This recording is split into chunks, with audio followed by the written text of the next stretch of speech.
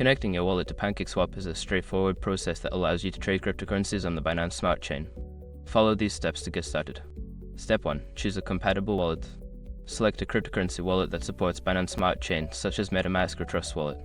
Make sure you have the wallet installed and set up with some BNB for transaction fees. Step 2. Access PancakeSwap. Open your web browser and go to the PancakeSwap website. Ensure you are on the official site to avoid phishing scams. Step 3. Connect your wallet. Look for the Connect button on the PancakeSwap homepage. Click on it, and a list of compatible wallets will appear. Choose your wallet from the list. Step 4. Authorize the connection. Follow the prompts in your wallet to authorize the connection to PancakeSwap. This may involve confirming a transaction or signing a message, depending on your wallet. Step 5. Start trading. Once your wallet is connected, you can start trading on PancakeSwap. Navigate through the platform to swap tokens, provide liquidity, or explore other features. Now you are ready to use PancakeSwap with your wallet connected. Enjoy trading.